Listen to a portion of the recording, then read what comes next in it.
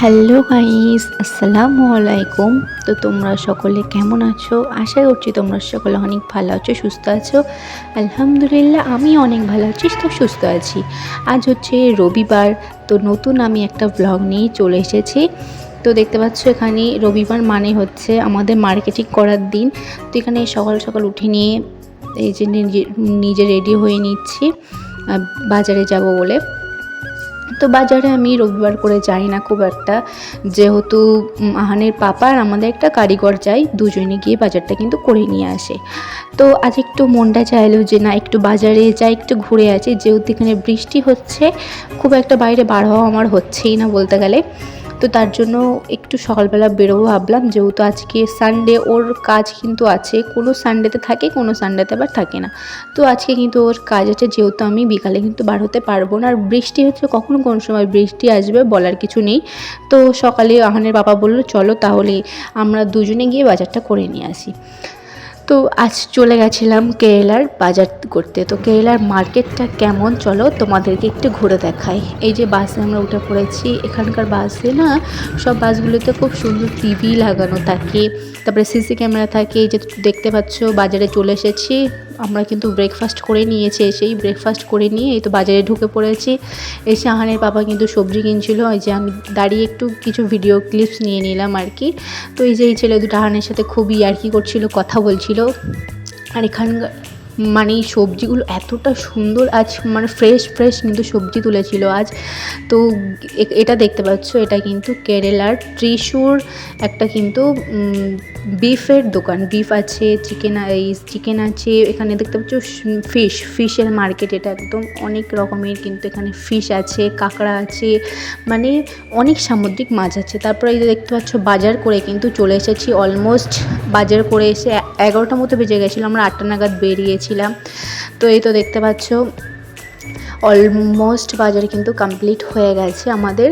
তো এই যে 11টার সময় বাড়ি এসে তাড়াহুড়ো করে কিন্তু বাজারগুলো গুছিয়ে নিয়েছি। এখানে এনেছিল বিফ, 1 কেজির মতো বিফ এনেছিলাম। আর এখানে কিন্তু রূপচাঁদা মাছ এগুলোকে বলা হয়। তো ভালো করে ক্লিন করে নিয়ে আমি কিছুটা ফ্রিজে কিন্তু রেখে দিয়েছি, এটা হচ্ছে আমার 1 সপ্তাহের বাজার বলতে পারো। তো এখানে দেখতে পাচ্ছ আমি আম এনেছিলাম, তো আমগুলো খুব সুন্দরভাবে ফ্রেশ করে কিন্তু এখানে গুছিয়ে রেখে দিয়েছি। এসেই কিন্তু বাজার করে এসেই কিন্তু অনেকটা লেট হয়ে গেছিলো, 11টার মতো বেজে গেছিলো। তো তাড়াহুড়ো করে ভাত বসিয়েছি, ডাল বসিয়েছি, আলু সিদ্ধ করে নিলাম, নিয়ে এখানে আমি কিন্তু সবজিগুলো মানে বাজারগুলো কিন্তু গুছিয়ে নিচ্ছি আর কি। তো মেয়েদের বুঝতেই তো পারছো, মেয়েদের সংসারে কিন্তু অনেক বুদ্ধি ধরে কাজ করতে হয়, যে একটা কাজের পিছনে আমাদের পড়ে থাকলে হয় না, আমাদের কিন্তু অনেকগুলো কাজের পিছনে কিন্তু পড়ে থাকতে হয়।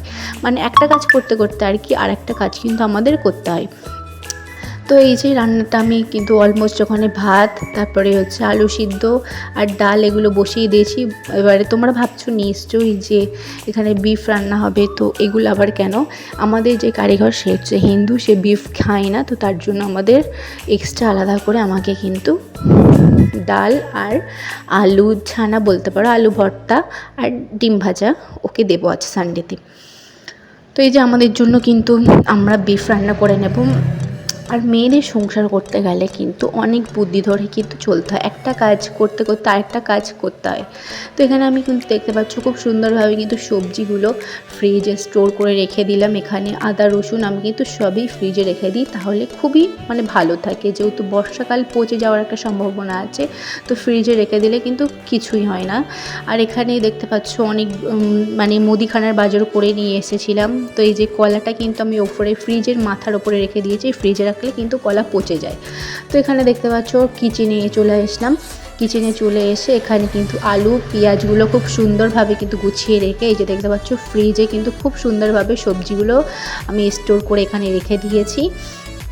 আর এখানে এই যে পাঁপড় নিয়ে এসেছিলাম, মানে অনেক রকমের মিক্স পাঁপড়, তেঁতুল, তারপরে এলাচ, দারচিনি, লঙ্কা গুঁড়ো, হলুদ গুঁড়ো, তারপরে এখানে আছে সাবান আছে, মানে যে যারগুলো সংসারে আর কি মুদিখানার লাগে, তো সেগুলো সব নিয়ে এসেছিলাম।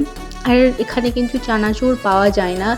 তো আজকে দেখলাম নসিবটা মনে হচ্ছে ভালো ছিল, তো তার জন্য এখানে দেখতে পাচ্ছ ঝাল চানাচুর পেয়ে গেছিলাম। তো খুবই হ্যাপি।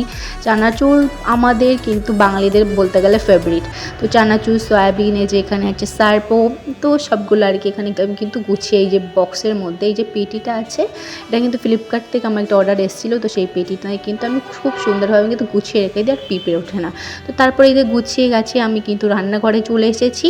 রান্নাঘরে এসেই কিন্তু রান্না বসিয়ে দিয়েছি। তো এখানে আমি আদা রসুনটাকে পেস্ট করে নিয়ে নিলাম। পেস্ট করার পরে এই যে দেখতে পাচ্ছি এখানে টমেটো কুচি আর পেঁয়াজ কুচি, তারপরে এখানে ধনিয়া পাতা কুচি, তো এগুলোই কিন্তু আমি কুচি করে নিচ্ছি। তো আমাদের একটা কাজ করতে করতে কিন্তু আরেকটা কাজ করতে হয়। মেয়েদের কিন্তু বিশেষ করে হাউস ওয়াইফদের কিন্তু সানডেতে কোনো ছুটি থাকে না, আরও সানডেতে বরং কাজটা বেড়ে যায়।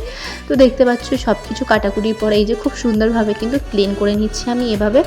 তারপরে এই তো আমি কিন্তু রান্নাটা বসিয়ে দিয়েছি। অলমোস্ট ভাত, ডাল, আলু চোখা এগুলো কিন্তু হয়ে গেছে। তো এখানে দেখতে পাচ্ছ পেঁয়াজটা আমি কিন্তু খুব সুন্দর ভাজা ভাজা করে নিচ্ছি। তো এর মাঝে আমি কিন্তু পেঁয়াজে লবণ দিয়ে দেবো। আগেও কিন্তু আমি বলেছি যে পেঁয়াজে কিন্তু ভাজার সময় লবণ দিলে পেঁয়াজটা খুব সুন্দর ব্রাউন কালার হয়, স্মেলটা খুব সুন্দর বার হয়। তো এখানে দেখতে পাচ্ছ আদা রসুনের পেস্টটা দিয়ে দিলাম। তারপরে কিছুক্ষণ ভাজা ভাজা করে নেওয়ার পর এখানে কিন্তু আমি বিফটা দিয়ে দেবো। তো বিফটা 5 মিনিট মতো আমি কিন্তু লবণ হলুদ দিয়ে কিন্তু খুব সুন্দরভাবে কিন্তু একটু কষিয়ে নেব। তাহলে কি হয় যে কাঁচা কাঁচা গন্ধটা না আর থাকে না। তো এখানে দেখতে পাচ্ছ লবণ আর হলুদ এখানে দিয়ে আমি কিন্তু খুব সুন্দরভাবে 5 মিনিট মতো কিন্তু কষিয়ে নেওয়ার পরে এই যে ধনিয়া গুঁড়া, জিরে গুঁড়া, তারপরে হচ্ছে লঙ্কা গুঁড়ো, তো এগুলো কিন্তু আমি দিয়ে দিলাম। আর বিশ্বাস করো খেতে যে টেস্টি হয়েছিল না। তারপরে কিছুক্ষণ কষিয়ে নেওয়ার পরে এখানে আমি কিন্তু টমেটো দিলাম।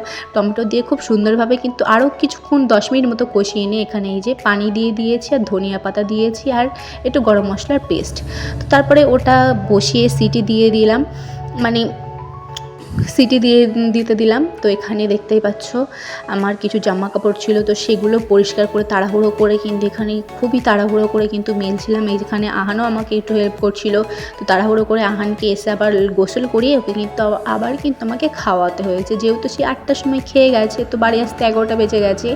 তো গোছাতে আজ করতে আরও 12টা মোচা বেজে গেছিলো। তো ওকে আমি একটু জুস করে খাইয়েছিলাম, লেবু জুস। তারপরে এই তো গোসল করে এসে চলে আসলাম। তারপরে এই যে দেখতে পাচ্ছ আজকের লাঞ্চ হচ্ছে তোমার আলু চোখা, ডাল আর কিন্তু বিফ।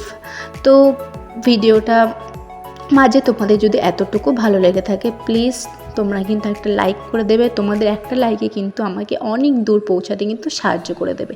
তারপরে যদি কেউ হচ্ছে লাঞ্চের পর একটা কিন্তু আম নিয়ে বসলাম আর বাইরের ভিউটা দেখলাম। তো ভিডিও